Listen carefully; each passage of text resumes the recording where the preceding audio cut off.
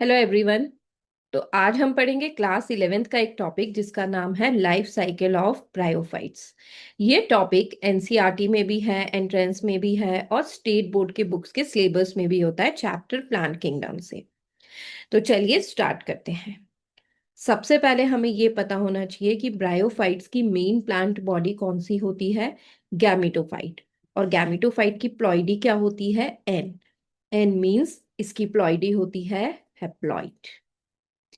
Gametophyte के पास male sex organs और female sex organs develop हो जाते हैं। वो हैं एंथेरिडिया और आर्किगोनिया। जब एंथ्रीडिया डेवलप होता है, एंथ्रीडिया की प्लॉइडी भी क्या होती है? हैप्लॉइड। और आर्चिगोनिया की प्लॉइडी भी क्या होती है? हैप्लॉइड। इसलिए यहाँ पे एन लिखा हुआ है। एंथ्रीडिया के अंदर बनते हैं एंथीरोजोइड्स और आर्चिगोनिया के अंदर बनता है एग। इन दोनों का फर्टिलाइजेशन हो जाता है। जब ये दोनों फर्टिलाइज होंगे तब हमारे पास एक डिप्लॉयड स्ट्रक्चर बनेगा जिसको हम क्या कह रहे हैं? जाइगोट।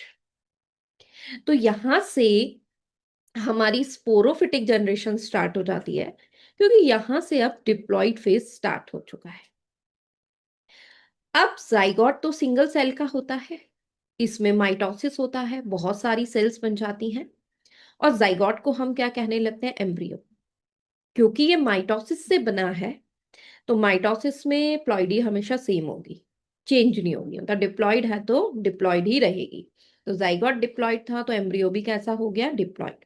तो आपको याद करते जाना है गैमेटोफाइट, फिर सेक्स ऑर्गन्स, फिर उसमें एंथिरोजॉइड्स और एग्स और जाइगोट।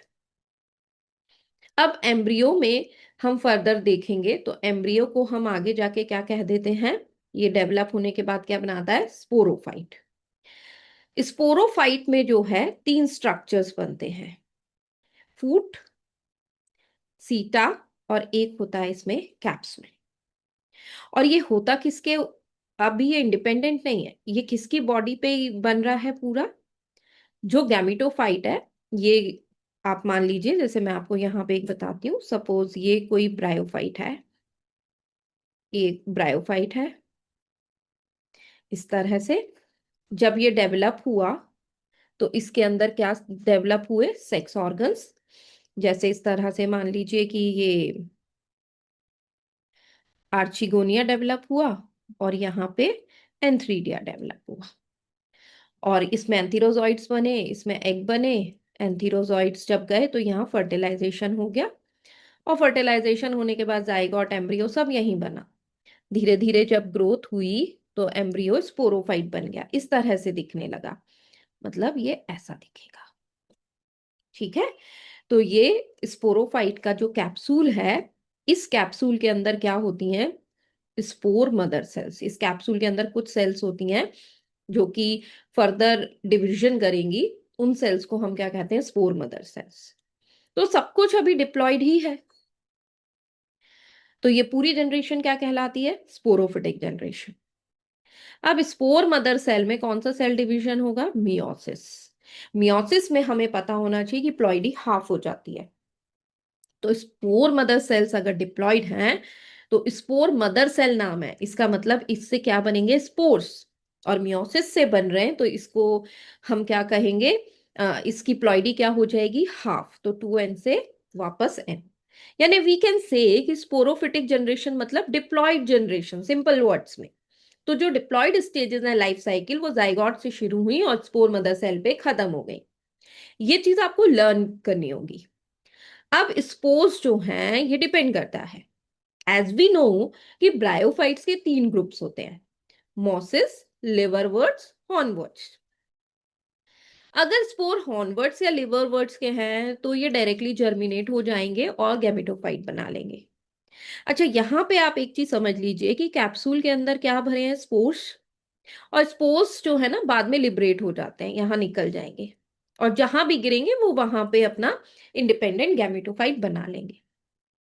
अगर मॉसेज हैं तो भी स्पोर्स अल्टीमेटली तो गैमेटोफाइट ही बनाएंगे, लेकिन डायरेक्ट नहीं।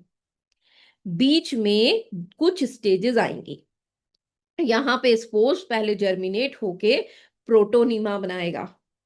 और प्रोटोनीमा जो के ऊपर बर्ड्स बनेंगे और इन बर्ड्स से फिर गैमेटोफाइट बनता है।